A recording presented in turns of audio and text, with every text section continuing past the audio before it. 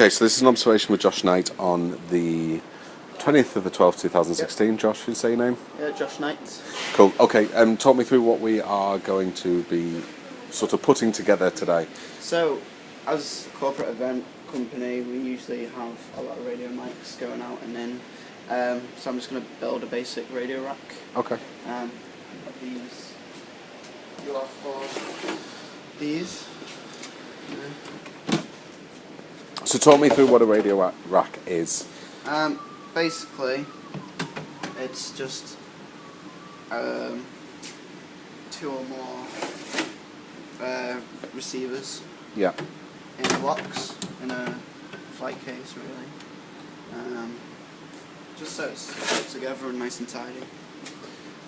And yeah, go on. Patch the cables in the back as well, so it's all together. And what are the sort of health and safety? I mean, you're just about to pick up a drill. What sort of health and safety things do you need to consider when putting something like this together? Making sure you got the right screws for the job.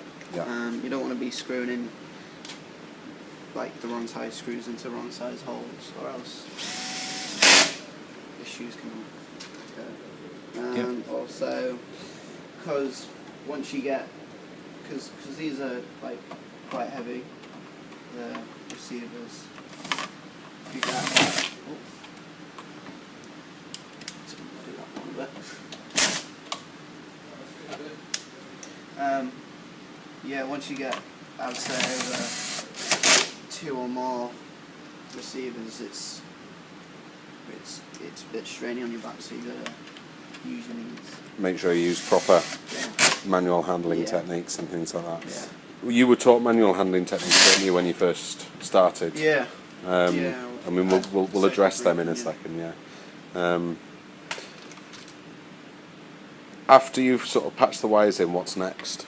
Well, at the RP, they usually scan everything in, so they know on the database if it's whereabouts it is.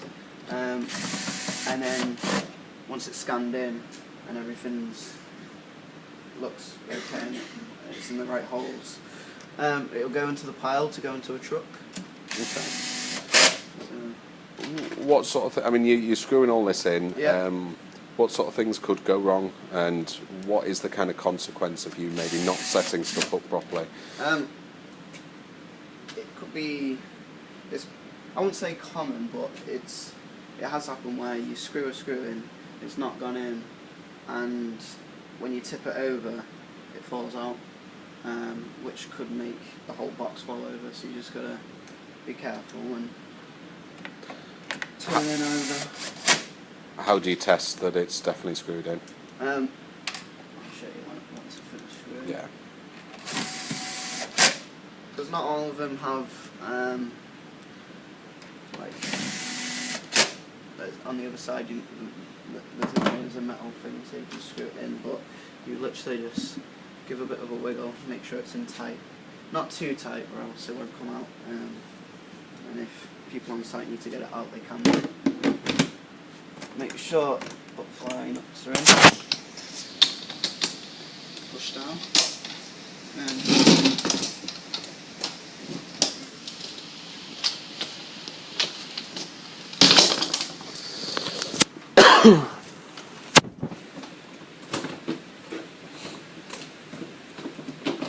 on the other side.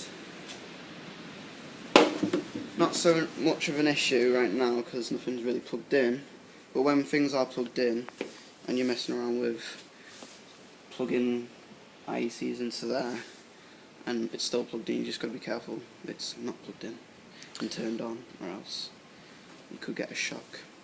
Has anybody got a shock? No. No, you can do, yeah. But you can't, if it's all plugged in. So, let's get some cables.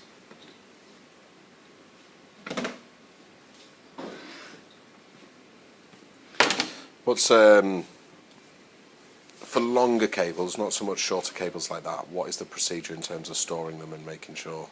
Making sure they're not damaged or? Yeah, not damaged or like in the box close together. Yeah. Because if these don't use a lot of power. No. But if you do have a lot of power going around in a circle, then heat starts to happen. So, yeah. Heat definitely starts to happen. Yeah.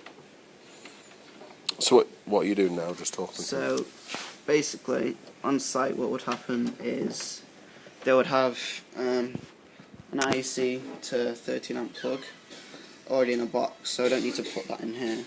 They just daisy chain through. It's not the wrong way around.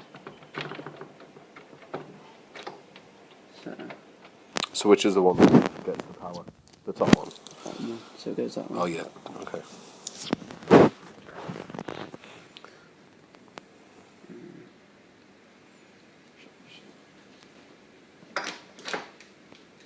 Yeah, we use the longer ones for when we do amp racks,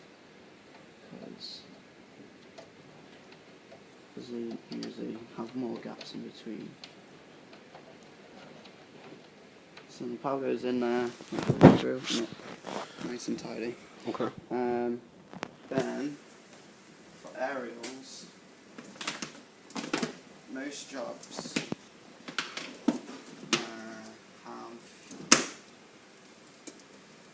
use active antenna fins. So what these do is you can plug antenna A in, and then loop that into there, and then loop that one into there. You can do up to like 6, I think. Okay. On one fin. And what, it splits the channels? No, it's a direct link. So it goes in, and then it comes back out, and then goes into there, and comes back out, and then goes into there.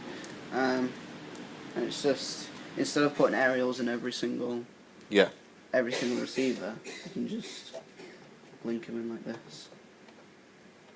But does that not mean the one sound goes through all 3 of them? No, because you would set an RF mic to the set. Yeah, well you can. Yeah, you can, because there's two receivers in one panel, and you can set different frequencies for different.